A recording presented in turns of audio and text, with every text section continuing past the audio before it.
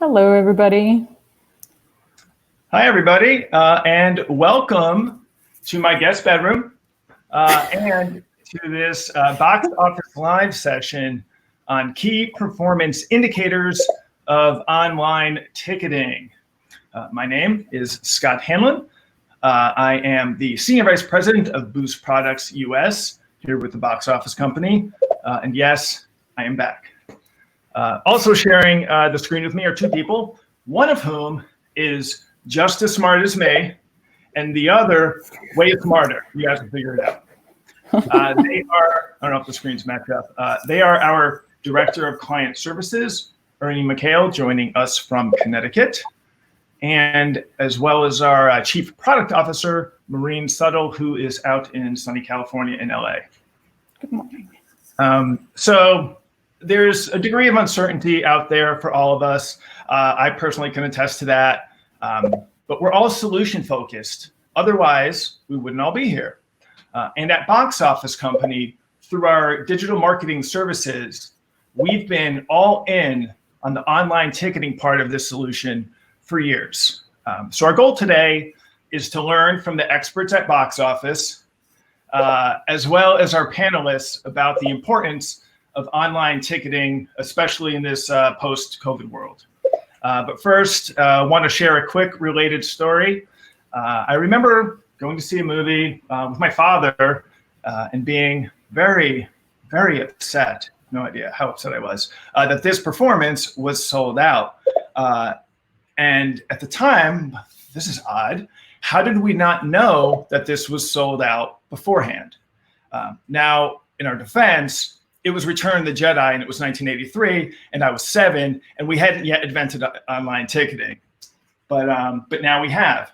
So fast forward to today, and for different reasons, moviegoers are planning for not only when, where, and what they're seeing ahead of time, but how many people will also be in the auditorium with them. And online ticketing can answer those questions. So hopefully this problem of sold out shows rears its beautiful head again soon. So that's my little story. So today's agenda, first, the fun housekeeping stuff. You guys have clearly already found the chat function. So say hello to each other there. Let's see, if you have any questions, slide over to the questions tab. Be nice to me in there because I will decide which questions get asked. I'm also accepting bribes today. Also, we'll probably have a few poll questions for theaters to fill out about their ticketing, so use that tab. And not that this could possibly happen in front of a bunch of cinema professionals, but if you should lose audio or video, usually refreshing your browser brings the auditorium back up, and I'm pretty sure that's how real auditoriums work. Somebody might correct me on that. Okay, so I guess that was the pre-show and the opening credits. So for the first act, Maureen has a short, she claims, presentation about measuring online sales.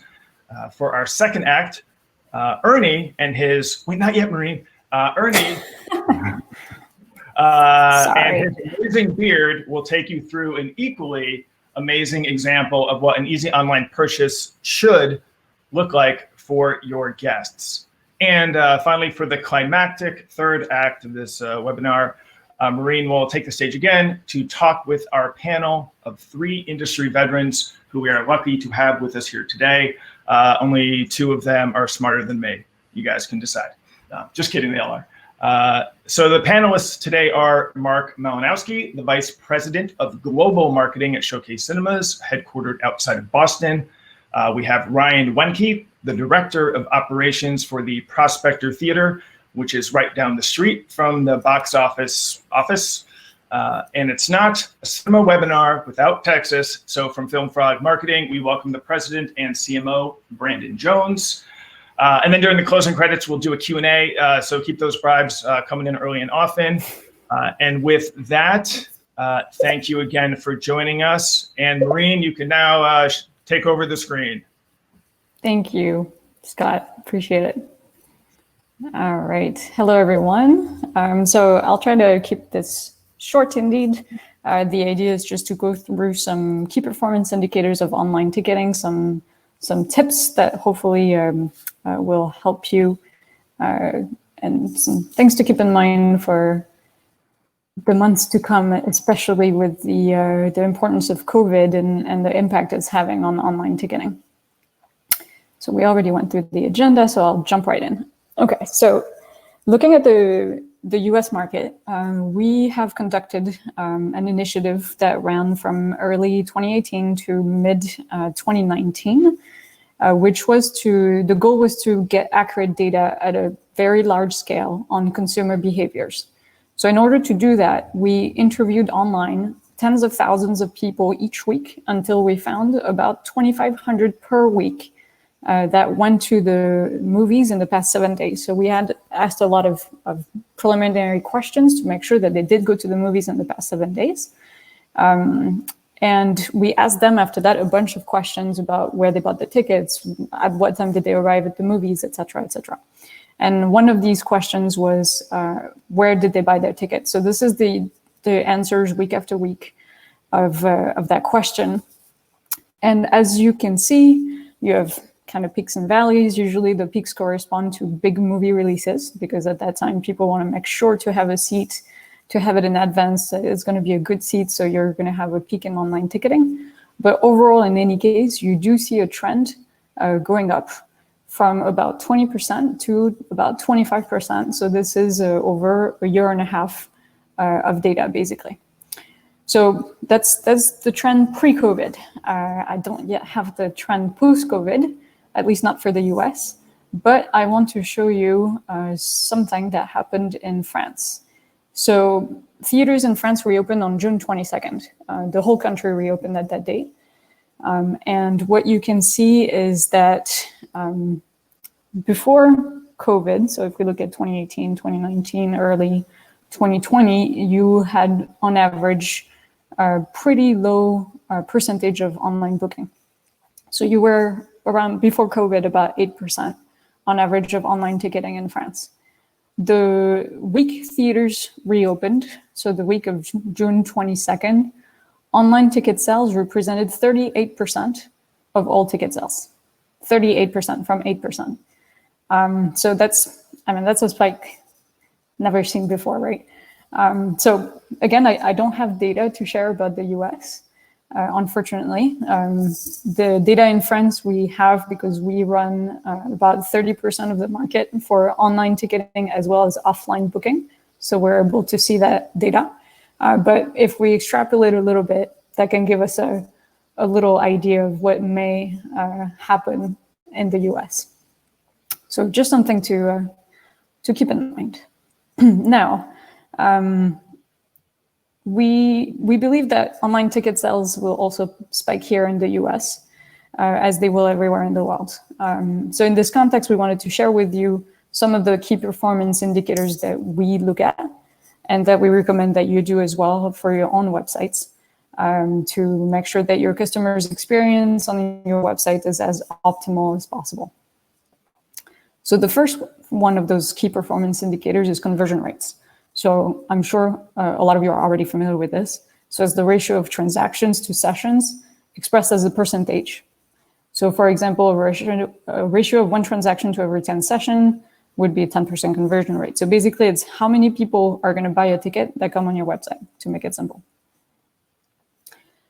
On average, so this is all industries put together, your conversion rates range from 1 to 5%. The average is around 3. So again, all industries together. But if your e-commerce site has an average conversion rate lower than 3%, then just have a look. It could mean that your e-commerce site could benefit from some improvements. It's very easy to find this information on Google Analytics. So first of all, make sure you do have Google Analytics and e-commerce tracking enabled on your website. We highly recommend it. It's easy to put in place. It's free. It's very informative. If you need any help with it, just reach out. So on Google Analytics, you have, if you look at the left side, menu here, you have 4 types of information. You have audience information, so that's basically who are the people coming to your website. Acquisition is how did they get there. Behavior is what did they do when they were on your website, which pages did they visit, etc. And conversions is anything that has to do with making a purchase. So that's where you're going to go under e-commerce overview to find your e-commerce conversion rate. So you see that this conversion rate can vary day by day, and it can also vary on the source of traffic on your site. So that's an interesting one to check, is you can create segments, and a segment can be a little bit whatever you'd like. So it can be a group of people that came to your site through organic traffic or through paid traffic or using a tablet. So you can kind of create a group of users like that, however way you want. And it allows you to dig a little deeper into the stats for a particular group of individuals. So in this example, I selected the segment of Webedia 1 box. So that's looking at the traffic of people that came to your website from the Google 1 box where your show times are displayed. So as you can see, the conversion rate for this segment of people is a lot higher than the conversion rate on the overall website, which makes sense because at that point, since people already clicked on a showtime, they are likely to want to buy a ticket versus people that just come to your website. They can maybe just browse and want to see what's playing and not necessarily make a purchase. But so like that, you can dig into the different sources of traffic and see the conversion rate for each one of them, which is really interesting. A quick fun fact about conversion rates. What we've been seeing on our various client websites is the more you offer reserved seating and premium experiences, the more your conversion rate will typically go up, which also makes sense. So, right, general admission, you can book your ticket online, but it doesn't mean you're going to seat wherever you want. So you're still going to need to show up early to get the right seat, versus if you have reserved seating, you're guaranteed the seat so you can show up at the last minute. And so that is a real benefit of online booking. Same thing with dine-in, and the more premium experiences, you want to make sure that your experience is going to be exactly as you want, which online booking really allows you to do. So now on to the kind of the second KPI to have in mind. This one is acquisition channels. So you want to know where people are coming from to know what's working or not in your campaigns. So that's really important. So typically your main acquisition channel will be organic search. So that's what people search when they search on Google for a movie theater near me or a movie theater in Dedham, Massachusetts, or something like that. And then they go to Showcase Cinemas. That's organic search. You want to keep an eye on the traffic coming from organic search, because if it drops suddenly one day, it could mean you have an SEO issue, and meaning you don't really, rank on Google anymore. So that's an important one. Other sources of traffic, so direct search, that means people search for your website directly and got to it directly. Social is social media. Paid search, that's if you do, pay-per-click campaigns. Referral is any website, another website that links to your website. So for example, it could be people that come from Apple Maps and go to your website, or from if you have your city or your town has a website with businesses listed on the website, and then they come to your website through this way, that's referral. Email, that's, obviously email campaigns, etc. If you want to dig even deeper than that, then you go to source. So under acquisition, all traffic, source, and medium. So that describes where your traffic comes from also. The source is the place users are before seeing your content, like a search engine or another website. And the medium describes how users arrived at your content. So values for medium include organic for unpaid search traffic, or none for direct traffic. And then you can have custom values you define for source and medium will also be included here. So that's a pretty detailed view that can really give you some information. And the interesting thing is towards the right side, you have that e-commerce conversion rate column. So you can also track conversion rate depending on the source of traffic. Sometimes it doesn't necessarily mean much, like between Google, Facebook, or Google, Bing, and Yahoo all being search engine, that doesn't necessarily mean a whole lot. But then if you have one source that has a crazy high conversion rate, then that can be pretty impactful on where you want to invest for marketing campaigns, for example. A third KPI to keep an eye on is mobile friendliness. So mobile traffic, to be more precise. As you can see, and as you already know, I'm not going to tell you anything revolutionary here. Mobile traffic has exploded over the past 10 years and represents, so this is from 2018, it was 77% of traffic was on mobile 2 years ago. It has certainly not gone down since then. So you should really have a look at how much of your traffic comes from mobile compared to desktop, because this can have a very heavy influence on the need for responsiveness on your website and possibly inform your strategy around having a mobile application, for example. Traffic doesn't necessarily mean sales. So as you can see, depending on the industry, it's a little different, but something that's always true is that your sales on mobile will typically be lower than the traffic on mobile. However, it is still now higher than on desktop. So on your e-commerce pages, you have to keep in mind that most of the people buying a ticket on your website, so not only browsing your website, but also buying a ticket, will come from mobile. So as a result, it becomes really, really important to keep that in mind. So this is a ticketing page on desktop, which is fine because you have a big screen. If you look at it on mobile, it starts to look like this. So your customers need to be able to really navigate your ticketing pages easily without having to pinch and zoom or having to scroll left and right. You want it to be the easiest, fastest possible, right? So the main information that customers need to fill out should be front and center as much as possible. That's the key rule here. So to see this information, you can also go in Google Analytics under Audience. So remember, Audience is where you're going to find information on who your visitors, site visitors are, and you can see which device they use to come. So in this example, the traffic was 78% mobile, 18% desktop, and 3% tablet. And you have the conversion on the right. So that's what I was mentioning earlier. You have 70% of the transactions that are on mobile. So it's always a little lower than the traffic, but it's still most of your ticket purchases. So those aren't now KPIs per se. I think we looked at the three main ones that we recommend looking at. But now just a short list of recommendations of what should be on your e-commerce pages. So first one, we recommend that the cart should always be visible. So you might wonder why.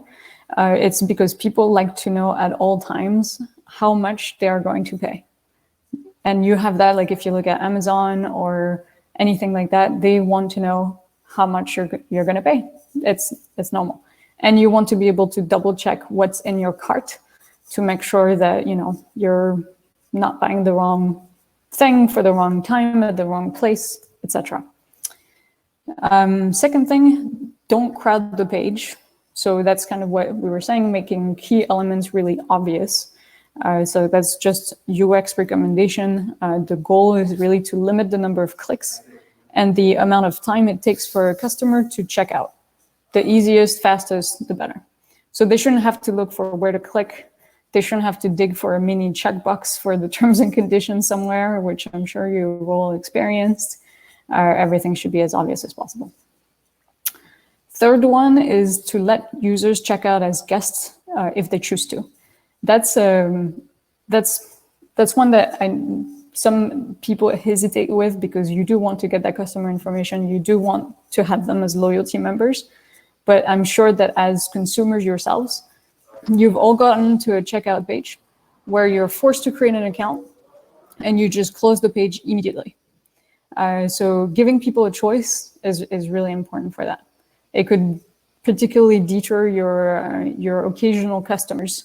The ones that come all the time, they won't have a problem with logging in, but the more occasional ones will really want to skip that piece. The fourth one is to not ask for too much information on the checkout form. So really sticking with what's absolutely necessary. We've all been on mobile where you have a list of fields that you have to fill out to check out. Your address, your email twice, your password twice to double check that you typed it properly.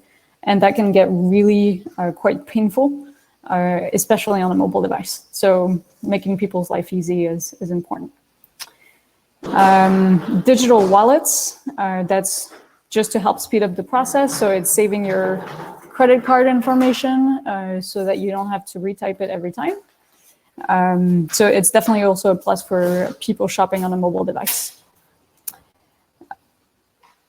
Then safety and security. So this one is also just to making sure that, you know, people don't always hesitate to put their credit card information if they're not sure they can trust the website. Security is a concern. So always have your page on the HTTPS for encryption. So that's kind of the basics. And anything that you can put on your site to show that it's secure is always well received. And finally, I'd say just making the checkout buttons prevalent. On mobile, above the fold if possible, so that people don't have to scroll. Something that's screen wide at the bottom of the screen is very typical nowadays, so that people that are left-handed or right-handed can tap it easily and not have to, you know, change hand with the phone or anything like that. So those are kind of simple UX recommendations that can easily be put in place on your websites. Voila, and on that note, so I hope this was informative for you guys. Feel free to ask any questions, and in the meantime, I will give it up to Ernie to walk us through a quick demo. Thanks. Hey, everybody. So now is sort of the introspective portion. You're probably thinking to yourself after hearing Marine's information, ay Dios míos, how do I improve my KPI KPI scores? And we don't want to present a problem without a solution. So I want to take this opportunity to go through the box office solution for ticketing. And the website is a large part of this, but I really wanted to focus on the checkout pages specifically because it's really where the rubber hits the road. And if you have, if you're not performing at this particular level or doing well, it really makes a significant impact. And we've all, during this current climate, dealt with bad website, bad experiences. And so for myself, I know I haven't eaten Chinese food in like 5 months. So this guy. So some of the things that you're going to see, you know, during our ticketing process are, you know, matching logos, color palettes the same, favicons. It's during the checkout process, it's not going to feel like you've been zapped to another planet and expected to take out your credit card. So let me shoot this. All right. So here we go. All right. So this is Prospector. We'll just go through the website. So this is the website portion itself. Just go through, pick a movie. So we'll pick Trolls. Scott told me that one of his ex-girlfriends was in this movie. So still the website here. I'm gonna pick a date. And Cacao. So here you can see at the top the URL didn't change too much. Again, matching colors. I'll pick one ticket. Couple of bucks donation for Prospector, and this is on obviously on mobile. So big buttons, easy checkout process, clear, much like what Marine was speaking of. This one will be on Scott. Where'd you get my credit card? It's all saved, and this is the Stripe checkout here. So that's kind of a prime example of a secure checkout, which is that it's a hosted Stripe pop-up, super safe, encrypted. So that's a good example of that. It didn't seem so secure for me.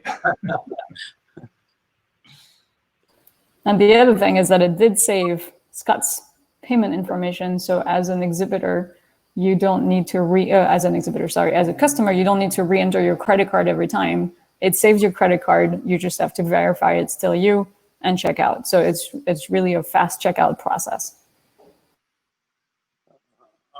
And so this is the desktop version on Friendly. So the website again, buy a ticket.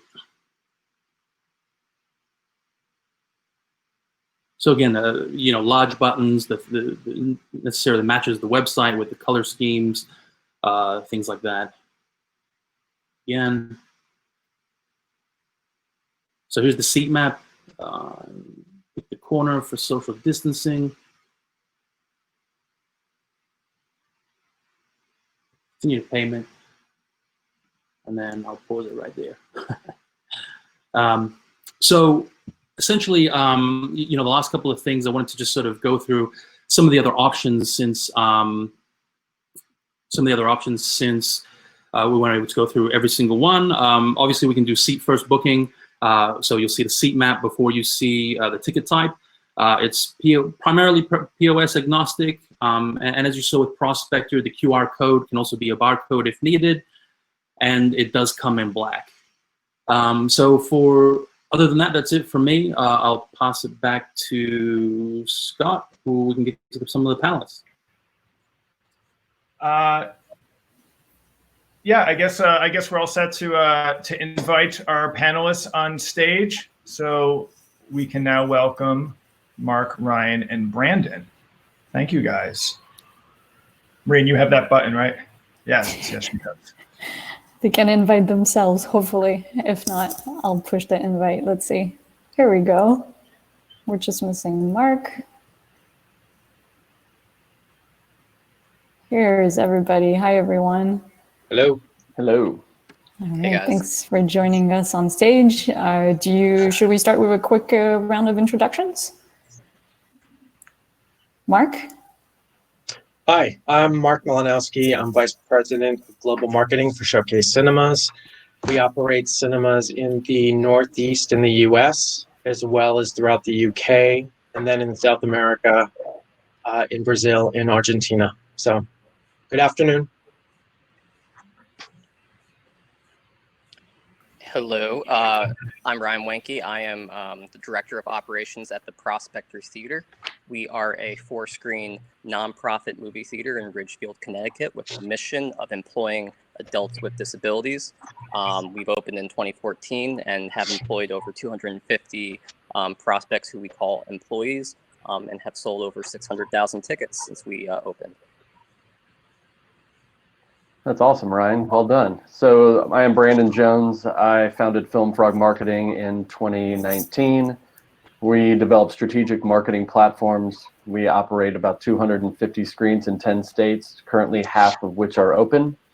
And we've really developed a methodology around the marketing disciplines that build momentum, focused on strategy, marketing as a service, digital and social marketing, audience mosaics, content creation, and strategic partnerships. And we're also a partner in the Bellevue Theater, so we maintain some status as an exhibitor as well. Awesome. Very cool. Thanks, everyone. Feel free, everybody, to post some questions for our panelists in the questions tab as well. I have some for them, but if you have any, feel free to post them and we'll take them right at the end. So first question I have is kind of regarding the pre-COVID and understanding how important online ticketing was to you then, why it was important, and how do you see things evolving as you already started to reopen for at least some of your locations here and there. Ryan, do you want to take that one first? Yeah, sure. So since we opened in 2014, we never really had to have a transition from solely box office tickets to online. We opened right off the bat with online ticketing. And in your presentation, you talked about how the majority of guests are using their mobile phones, which is crucial. So pre-COVID, online ticketing was purely just a business decision. having show times ticketing easily accessible, not just through a website, but through an app as well. I sort of feel that everybody expects there to be an app. It's not good enough to just have a website that looks good on the phone. You want to click something on your, an app on your phone, see what's playing, and buy your ticket within a minute. So just getting sales and getting information to moviegoers quickly is essential. And then obviously seeing trends of guests that come in, how many people are reoccurring moviegoers, gathering emails and having targeted marketing towards guests that maybe are always buying Disney animated films. So then you can target them when an upcoming one is being released. So pre-COVID, definitely useful for business and strategy. Very cool. Mark, what's your point of view from a Sure. large chain? Yeah, so if you even look at 2019 and at the beginning of 2019 going into the beginning of this year before COVID hit, we saw a huge growth in overall online purchasing. And that includes our website, that includes our mobile app, that included also third-party sites. So it was probably, if you look at the beginning of 2019 for us and just say the US, probably 30% were buying tickets online. As we got into this year, it was going up to 45%. So that was really significant. And then the UK was sort of even ahead of the US. So now I think post-COVID, I can see it going 50, 60%. And what was dictating that before was our reseat. So as we reseated and we started to do reservation per location, it increased, the online, the digital traffic. I think what's also important is if you have a loyalty program, how you build a seamless sort of ecosystem around that in terms of touch points is also key. I think we've seen a lot of success in terms of growth, really in all of our markets, but particularly in the US and the UK and Brazil. The loyalty programs have really helped us, and we've evolved them and modernized them as well. So that's key. And then, working with our teams and, with the box office company, Scott said I didn't need to plug them, but I will. Making the path to purchase as easy as possible. And so things like quick tickets, which we use in the UK website and our US website, just making it as easy as possible and as clear and concise as you were talking about, so that if we're drawing people to the sites, we're converting them over to transactions. And I think now the big challenge for all of us is, our sites aren't getting the traffic that they were. So in the past, you could kind of migrate people over because we had that overall traffic with the first one filmed. Now we don't. So it really is a real strong need for, I think, push strategy to get people to go to our sites. So things like SEO and SEM are key, and really getting them to go there, and then once they're there, migrating them as you can. So that makes sense. Follow-up question, Brendan, that I'd be interested in getting your thoughts on is what Mark was mentioning about loyalty programs, and how, in terms of marketing and reaching out to customers, how do you perceive the difference in terms of online behaviors for loyalty members versus non-loyalty members? Yeah, I think it's important first to understand what your current benchmarks are, and then really defining what you believe that success looks like for your company. To learn the industry averages is great. However, learning what a circuit of your size in your markets or similar markets, for national amusements, it may be one thing, and for a smaller circuit in an urban or a suburban market may be different. And then really building out that roadmap so that the entire ecosystem, including where I think food and beverage is going to play in concessions a very important role, so that you can build metrics around who are new customers, returning customers, and then the loyalty customers. Really, I think if we're talking about apps or things like that, Domino's may be one to really look at, that we need to be a technology first industry and to be able to just go on and repeat the order that I had last time, including maybe even where I want to sit within the auditorium. The more you know me, the more personal it gets, the more likely I am to make my buying decision with your particular circuit. So again, I think it's being very intentional about these things up front and really understanding what your circuit looks like and defining that success, and then also really engaging that customer experience. So as a new customer, I know exactly what to do or how you would like me to transact. So thinking about how many clicks does it take for a new customer to purchase a ticket and or food and beverage versus how long does it take for a loyalty member or somebody who has some type of login, and not just the time it takes, but literally the number of clicks it takes to the path to purchase. I think those things are ultimately what makes this important. And then one other thing I would say to that is that what is the purpose of the site? Is it purely transactional, or is it an informational site where I can receive content, watch trailers? Do you have opinions? Is there editorial? Those type of things will also drive the SEO. So I think that's what kind of what that looks like. No, absolutely. Great feedback. Yeah, and Ryan's I mean, his message is, he definitely has a dual message. It's certainly going to be transactional, but obviously the mission of what they're doing is a key part of their overall messaging that the website conveys. Yeah, absolutely. Yeah. And I would say real quick that Ryan's continuing that story, not just being a static story, but what do your prospectors now look like? What has their journey been like? And continuing to keep your audience engaged with that is really an important story to tell. I think what you guys are doing is amazing. Thank you. Yeah, and absolutely. And so yeah, we definitely track not just transactions, but how many people are actually going to our mission page and watching our videos. And during we had to obviously close back in March, first time we've ever had to close.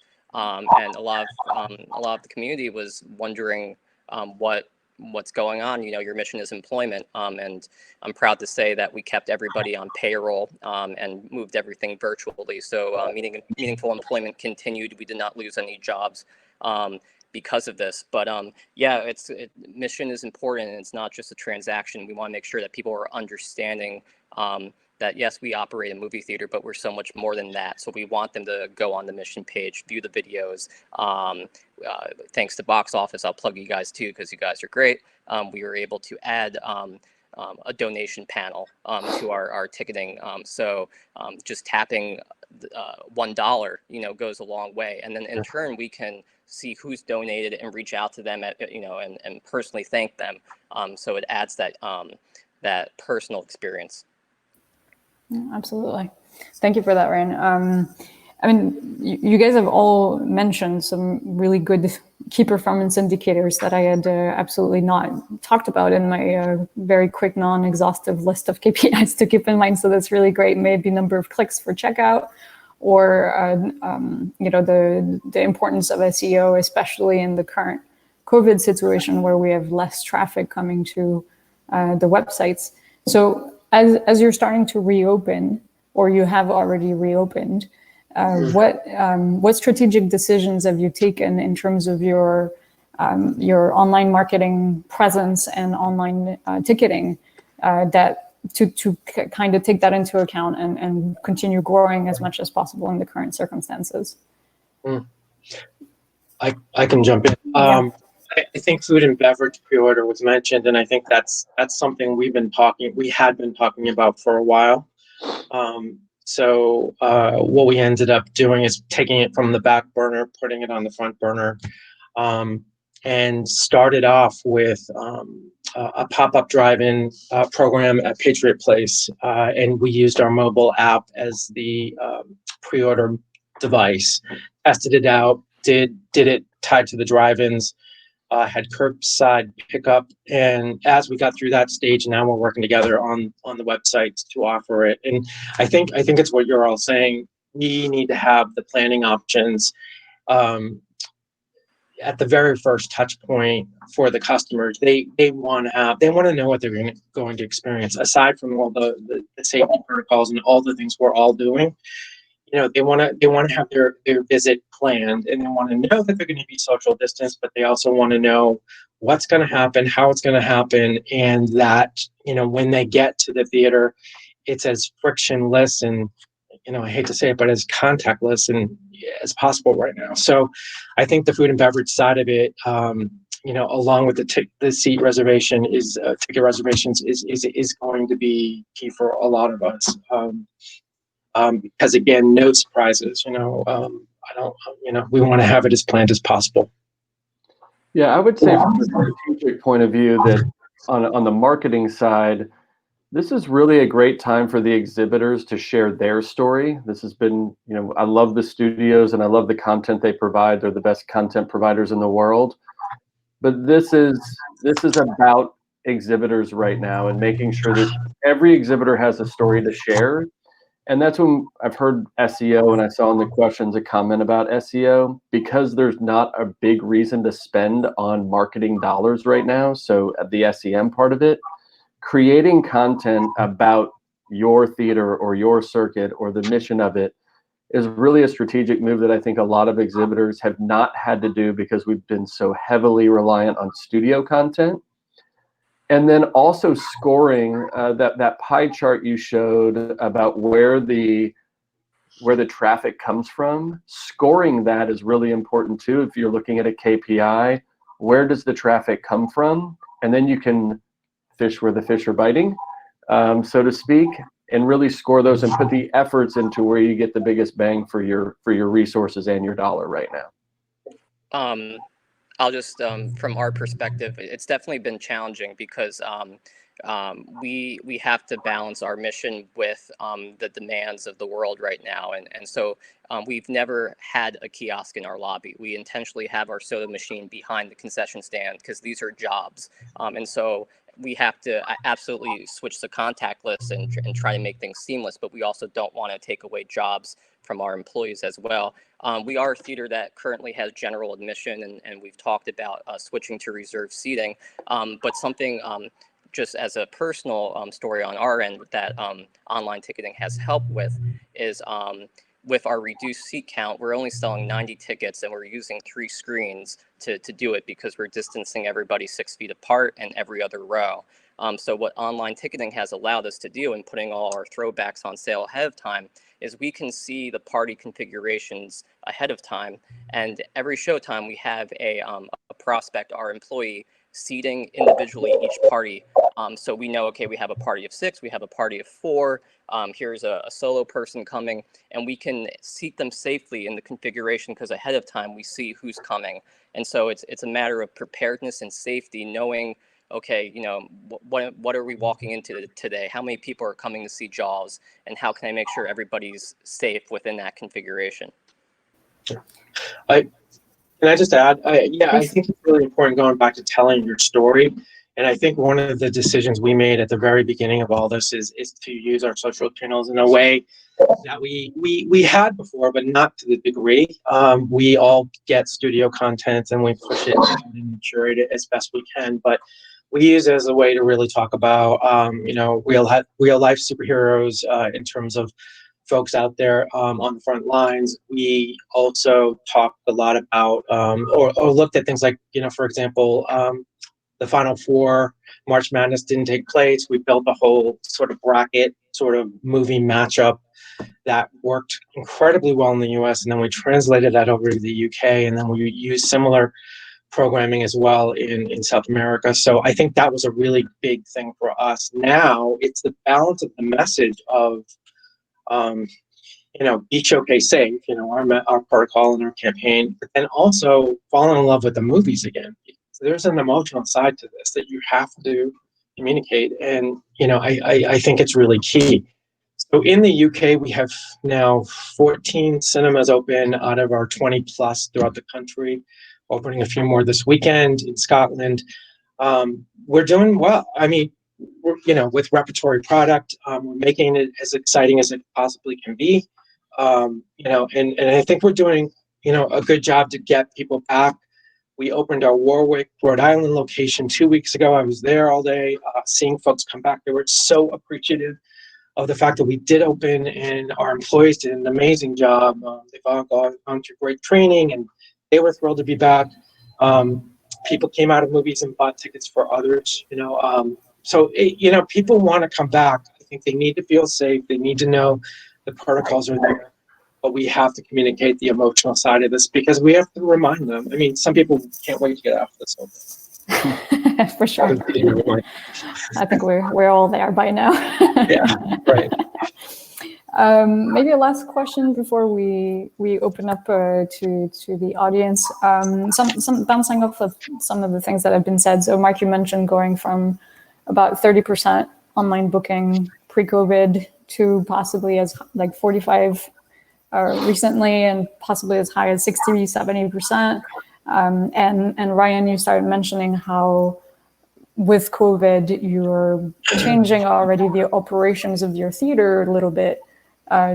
Because of your online digital experiences, you're able to see who's coming when, and therefore placing them, and that's changing the people's jobs. I'm curious to hear, like, the day online booking represents 70% of your online sales. How does that impact the operational life of your theater? What does it mean for people that currently work the cashier or the ushers, or how do you see that working? It's definitely changed jobs, and unfortunately we've reduced show times, and we've had to be creative. What we've done is we've created a role of somebody who's outside of our theater with an umbrella with show times, and talking to people on the street and saying, hey, we're open. We started a landscaping team and focused on making the grounds outside look beautiful, because we say here, sparkle starts at the sidewalk. So just letting people know that we're alive and well. The bulk of box office is scanning QR codes, but that's how we like it. But we're creating videos. We have our own production team here, so we're creating we create a rap about wearing your mask. We're doing everything we can to try to keep the experience and the fun of the Prospector Theater out there, but the jobs have definitely changed for sure. So that's just on our end anyway. Yeah, I agree 100%. And I think in a way it's an opportunity. It's an opportunity for our employees to really focus more on customer experience. Obviously, they have new roles now in terms of health and safety protocol and all of that. So that's changed everything, and the cleaning procedures and all of it. So, but I do think it's about that experience, and that's the goal. Even before this, was how do we elevate customer experience? And I think all of us are learning that there's opportunity, in adversity, and I think that's what we're finding, our way through. But I think there's a lot of learnings out there, and in a way, re-envisioning our business is what's going to happen. I don't think we're going to go backwards, and I think these learnings are going to go forward with us.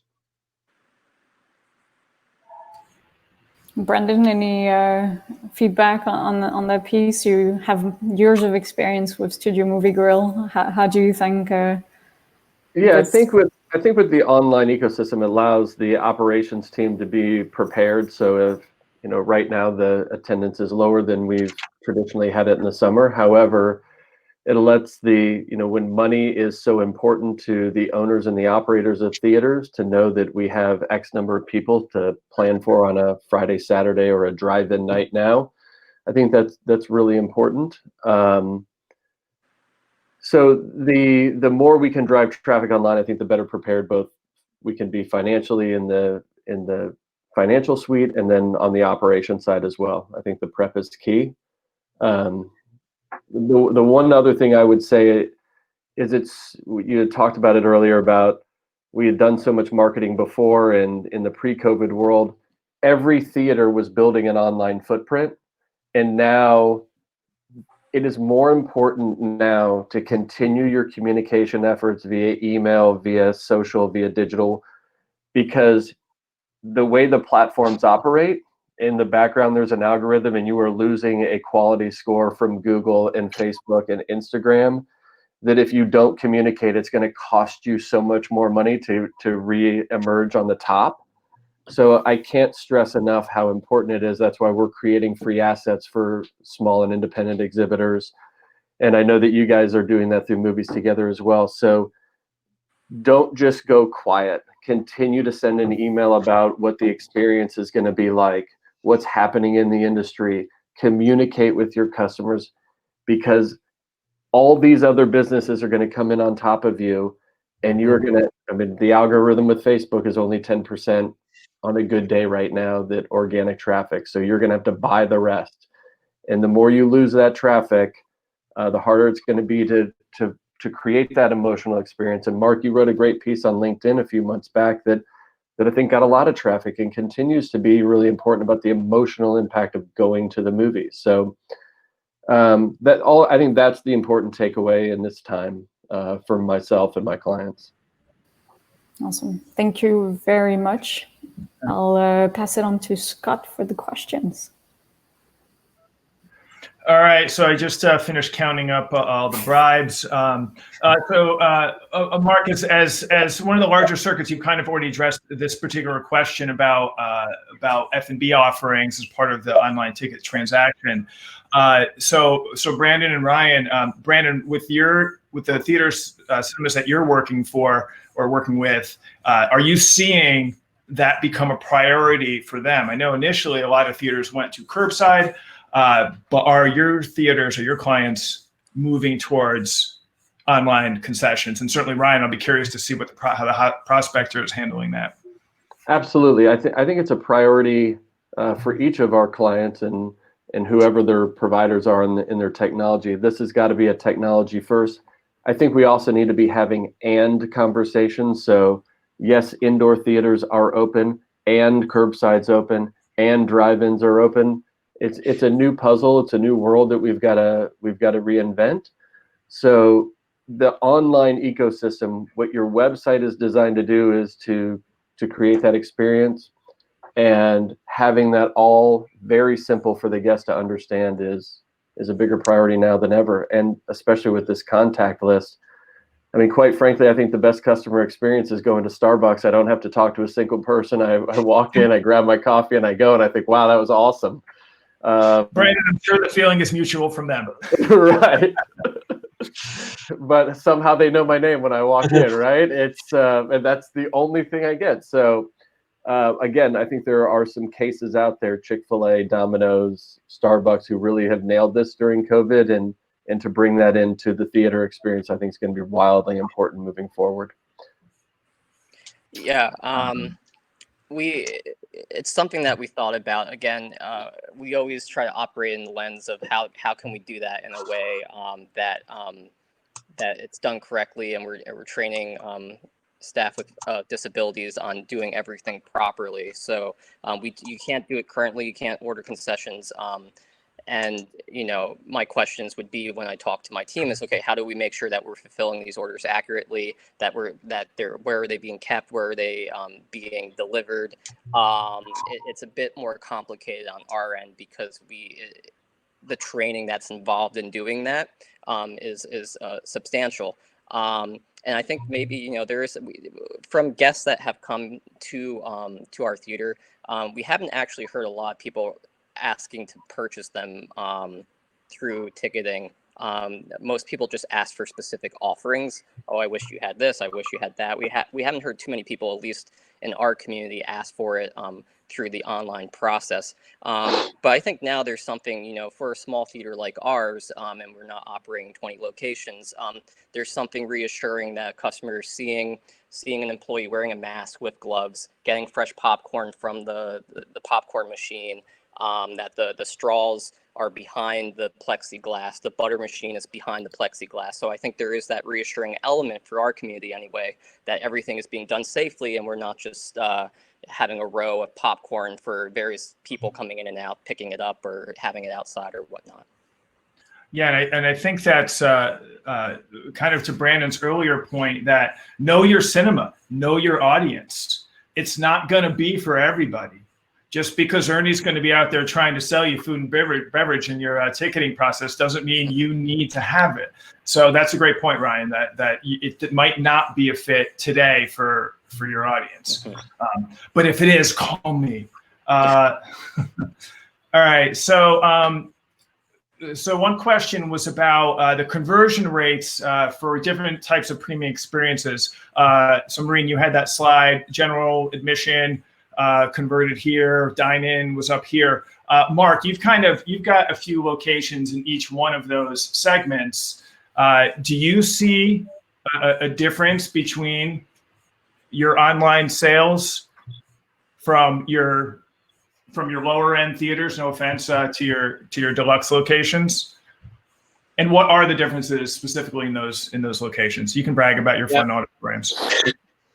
Definitely a difference. I think well, it's interesting because not all of our theaters were reservations. So prior to this, so now they are obviously. But yeah, so I think in terms of conversion rate, though, we it's a new world now with the product that's running.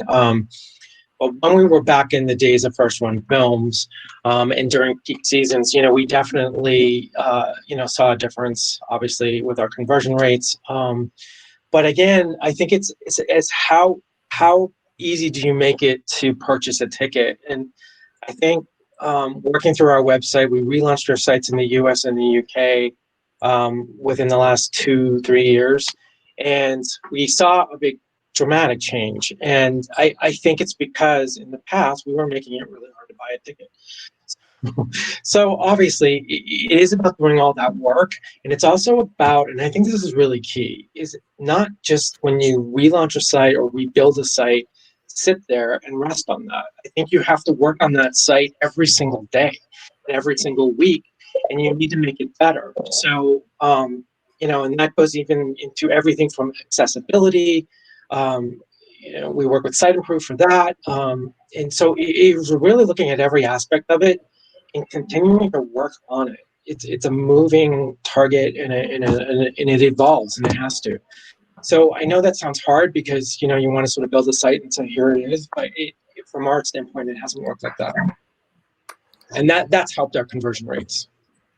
Yeah, I would also, I love that, Mark, that your website is a living, breathing organism. I mean, it needs to be evolving. And one of the great tools that you have in Google Analytics is a customer flow, like where they come in, where they go out, where's the breakage. It'll show you where people are landing, what pages they go to, and what their path is. So if that's not the path that you intended, you need to re-engineer and look at that. But that abandon rate, I think, is key. So looking, hey, here's the success, here's how many impressions to purchase or spend to revenue and things like that. But what's your abandon rate and where are they abandoning? Is it where you're putting in the email? Is it the seat maps, just wherever it could be? And then how are you addressing that? And then how are you also going to remarket those customers? Hey, like I'm a huge Nike person and I'll get an email right away if I leave Nike. You left something in your cart or whatever. So take a look at that in your Google Analytics, what that flow is, what that customer flow is, and analyze it to see if that is the preferred method. We don't have like tiers of experiences. We just have one, the prospector experience, and so we're actually building a second location in Wilton, Connecticut, opening next year. So we signed the 10-year contract in February. And so if we waited an extra month, we probably could have gotten a better rent deal. But we're having these discussions exactly now. And, we don't have lounge chairs or luxury seating. We do have some Eames chairs that are first come, first serve. But we never wanted it to be about the seats. We want it to be about the customer interaction and the experience. And even, even planning a second location, we're thinking about, in a COVID world, what are some of the things that people are going to expect or want?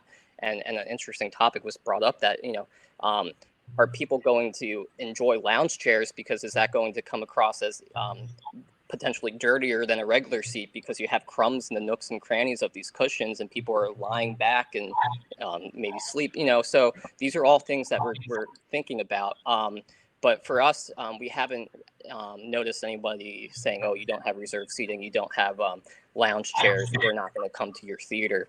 So I guess it is based on the community. But we haven't seen any decrease in conversion. I mean, on a typical year for a 4-screen theater, we sell 120,000 tickets on average, which is pretty good.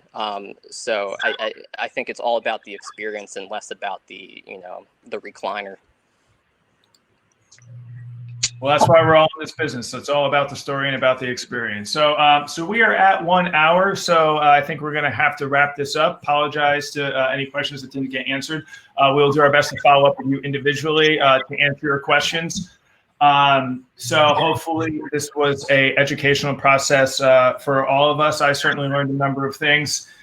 Anybody who wants to reach out to us for more information or would like to be introduced to any of our panelists, you can reach us at info@boxoffice.com. Somebody I'm sure will be kind enough to throw that in the chat window. But we'll put that in the email follow-up we do post-webinar. So Brandon, Ryan, Mark, again, thank you tremendously for donating your time to this wonderful industry we are all fortunate to be a part of. And thank you all. Everybody have a great day. Thanks a lot. Thank you very much, everybody. Good. Bye, everyone. Thank you, everybody.